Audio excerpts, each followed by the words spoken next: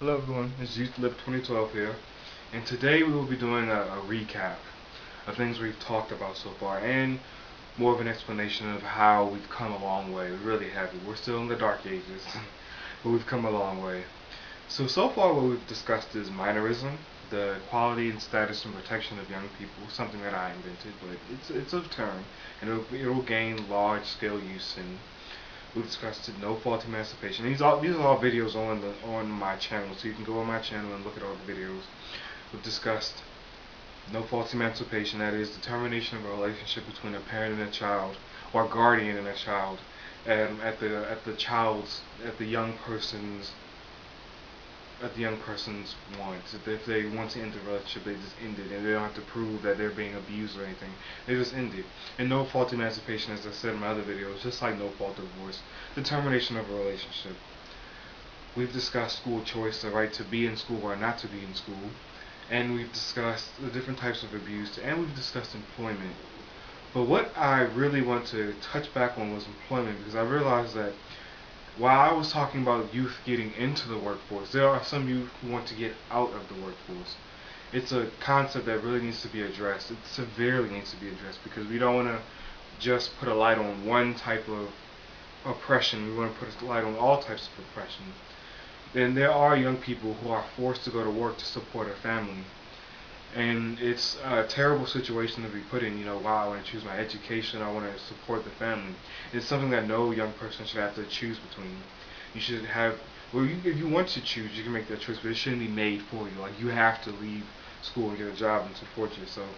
The whole purpose of a guardian and a parent is not well, I don't like the term guardian, I would just say a parent, I guess, is not to control, dictate, or use a child. It's to support somebody, support the young person. That's really what it is.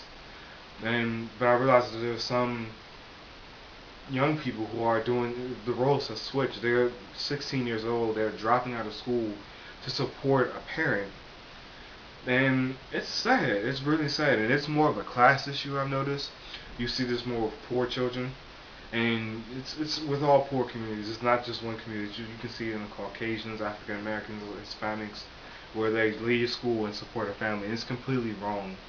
Young people should be in school taking care of themselves, not in school taking care, they shouldn't be doing something that jeopardizes their own future. And supporting a family when you're not ready to can jeopardize your future. And what also can happen to these kids is another part of this employment thing is they develop at a pace where they start to have kids. And then that just limits them because they haven't even had a chance to live their life, and now they're having children who in turn grow up to be poor, who then have their children, and they grow, and it becomes a cycle that starts with this attitude of I have to support the family, or the family comes first, when it really should be what do I need to do for myself to make myself better. You cannot think you're selfish, and it's really not selfish to say I want to look out and support myself and do better, but it's something that young people don't realize is that you have to look out for yourself first and foremost, because your parents, they've had their chance, they've had that time, and you might love them and you might think they're amazing, but realize that you can take care of yourself first. So that's what I really wanted to touch on, and also want to talk about minorism. It's brand new. It was invented in 2012 by me, Youth Live 2012, and it's a concept that freedom is attainable and should be given to every person, regardless of their age. A one-day-old baby should have the same rights as a 24-year-old person, a 24, not person, sorry, a 24-year-old adult, and that's a very strong belief of mine. I believe that the right to be protected from violence, the right to say no if something makes you feel uncomfortable, should be afforded to everybody. What particularly makes youth rights different from feminism or gay rights or black rights or some of the black civil rights movement is we're dealing with some people who can't even talk. Like one-day-old baby. And that's why some things like voting are not really all of youth rights, because a one-day-old baby can't vote. And the important thing to remember is we are looking out for all young people across all types of backgrounds and everything, because young people are the future. We shape the world. You give new thought. And almost every movement was born from young people. When you look back, this started when they were young. And so this is a movement that has been paved, that people have paved the way for hundreds of years, and just now it's starting to take off, and it will take off. With time it will take off, and hopefully I'm around to see that.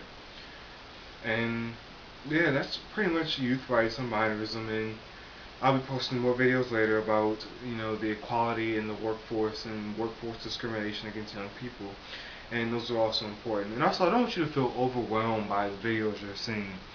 There's quite a few of them, but if you take them like one day at a time, you can really learn a lot from for youth rights. These are things that I've learned, things some of them that I've kind of invented, and they're very important. So you can really learn about them, and that's the whole goal of this, is to learn. So yeah, stay tuned, keep watching the videos, and keep learning with us. There you go.